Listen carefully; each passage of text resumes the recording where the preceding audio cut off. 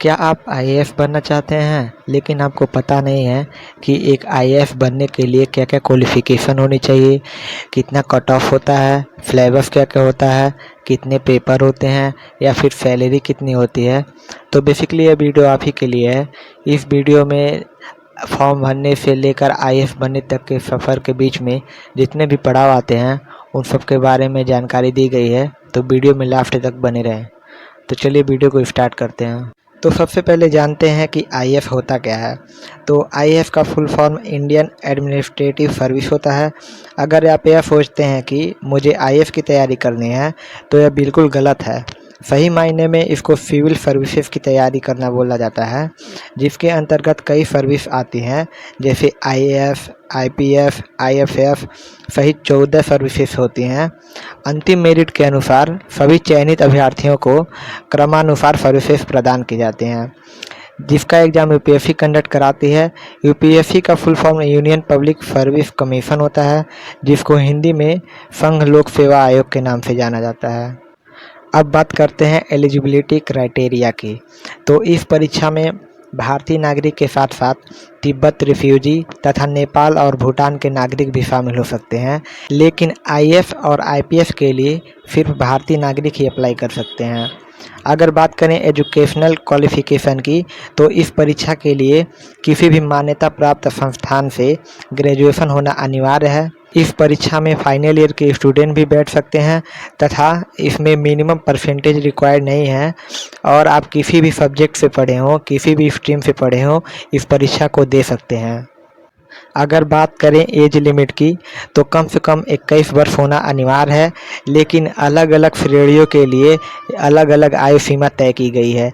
जैसे general category के लिए 32 साल, ओबीसी के लिए 35 साल तथा एससी और एसटी के लिए 37 साल। अब बात करते हैं कि आप इस परीक्षा में कितना अटेम्प्ट दे सकते हैं, यानी कि आप इस परीक्षा को कितनी बार दे सकते हैं। तो जनरल कैटेगरी के स्टूडेंट की बात करें तो वह 6 बार एग्ज़ाम दे सकते हैं, ओबीसी स्टूडेंट 9 बार दे सकते हैं और एससी और एसटी के लिए कोई लिमिट नहीं है, यानी एससी और एसटी के स्टूडेंट कितना बार भी यह एग्ज़ाम दे सकते हैं। लेकिन ख़ास बात यह है कि फॉर्म भरने को अटेम्प्ट काउंट नहीं किया जाता है। जब आप परीक्षा में बैठ जाते हैं उसे अटेम्प्ट में काउंट किया जाता है। फॉर्म भरते समय आपको कुछ ज़रूरी बातें ध्यान में रखनी होती है। जैसे फॉर्म भरते समय आपको ऑप्शनल सब्जेक्ट चुनना होता है, परीक्षा का माध्यम तय करना होता है, और आपको आपकी पसंद की सर्विसेज का क्रम चुनना होता है, और आपके पसंद के राज्यों की क्रम सूची भी तय करना होता है कि आप कौन से राज्य में काम करना पसंद करेंगे। अब बात करते हैं एग्ज़ाम पैटर्न की। तो बेसिकली इस एग्ज़ाम में 3 पड़ाव होते हैं, प्री, मेंस और इंटरव्यू। सबसे पहले बात करते हैं प्रीलिम्स के बारे में। तो इसको प्रारंभिक परीक्षा कहा जाता है और इसका फॉर्म फरवरी माह में निकल जाता है, और इसके 2 पेपर होते हैं, पहला जर्नल स्टडी का और दूसरा सीसेट का। तो पहले बात करते हैं जर्नल स्टडी के पेपर के बारे में। तो जर्नल स्टडी में आपको history, geography, general science, current affair, environment, technology, Indian polity and governance जैसे टॉपिक से क्वेश्चन आते हैं, और यह 200 मार्क्स का होता है। इसमें 100 क्वेश्चन होते हैं और एक क्वेश्चन 2 मार्क का होता है, और आपको समय सीमा 2 घंटे की होती है। अब बात करते हैं दूसरे पेपर सीसेट के बारे में। तो बेसिकली इसमें एसएससी और बैंकिंग से रिलेटेड क्वेश्चन आते हैं, जैसे comprehension, logical reasoning, general mental ability, basic numeracy, decision making जैसे टॉपिक से क्वेश्चन आते हैं, और यह पेपर भी 200 मार्क्स का होता है, लेकिन इसमें 80 क्वेश्चन होते हैं और एक क्वेश्चन पर लगभग 2.5 मार्क्स होता है, और इसका भी समय 2 घंटे होता है। ये पेपर नेगेटिव मार्किंग होते हैं, जिसमें गलत आंसर होने पर 1/3 नंबर कट जाता है, तथा यह परीक्षा क्वालिफाइंग मात्र है। इसके मार्क्स फाइनल मेरिट में काउंट नहीं किए जाते हैं। यह परीक्षा जून में देश के 72 शहरों में विभिन्न केंद्रों में एक साथ आयोजित की जाती है।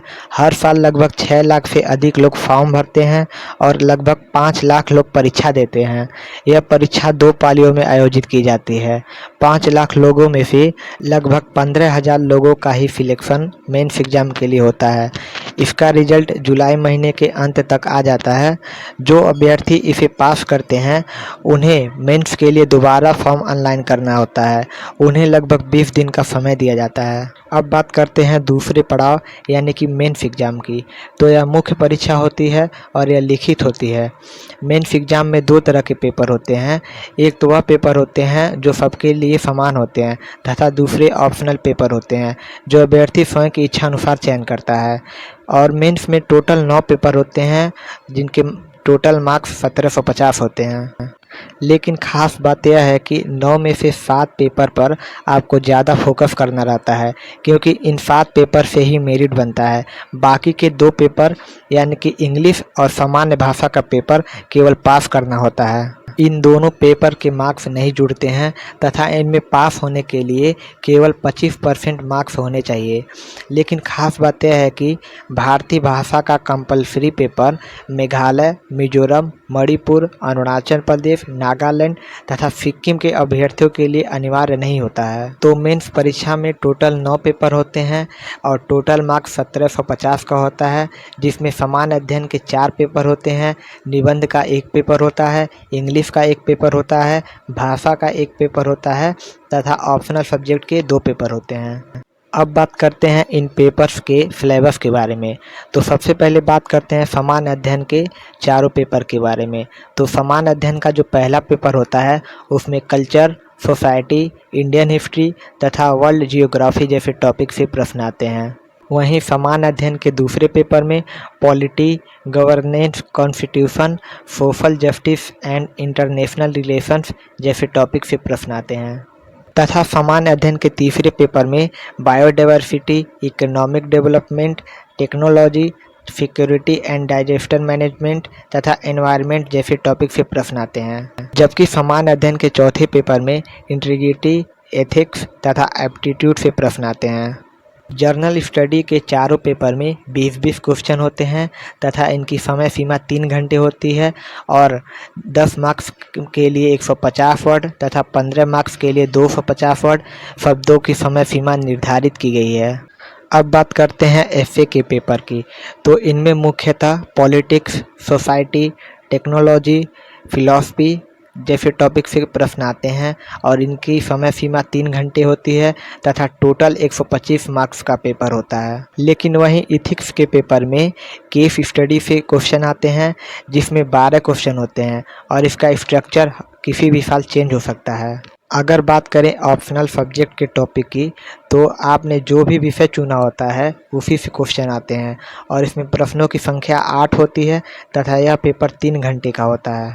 मुख्य परीक्षा में लगभग 15,000 अभ्यर्थियों में से करीब 2500 अभ्यर्थी ही इंटरव्यू के लिए चयनित होते हैं और मेंस का रिजल्ट अगले साल मार्च तक आ जाता है। तो अब बात करते हैं तीसरे और अंतिम पड़ाव की यानी कि इंटरव्यू की। तो यह 275 मार्क्स का होता है। इसे पर्सनालिटी टेस्ट भी कहते हैं। इसमें पूछे जाने वाले अधिकतर प्रश्न पहले से निर्धारित नहीं होते हैं। ज़्यादातर प्रश्न आपके डिटेल्ड एप्लीकेशन फॉर्म से पूछे जाते हैं। इंटरव्यू के लिए यूपीएससी की दिल्ली में स्थित ढोलपुर हाउस बिल्डिंग में जाना होता है।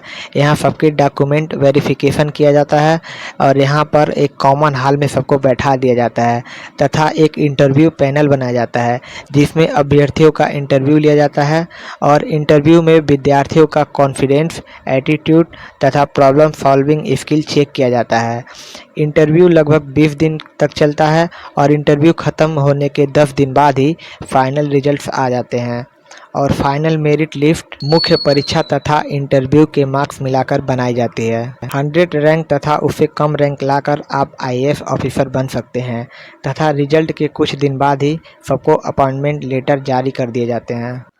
अगर बात करें सैलरी की तो सबकी सैलरी अलग अलग होती है। यह इस पर डिपेंड करता है कि आपकी रैंक क्या है तथा आपको किस कैटेगरी की जॉब मिली है।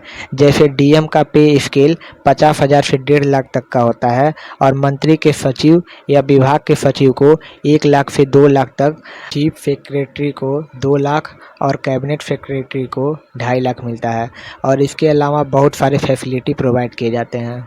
तो आज के वीडियो में बस इतना ही। अगर वीडियो आपको अच्छी लगी हो तो लाइक ज़रूर करें और चैनल को सब्सक्राइब कर लें।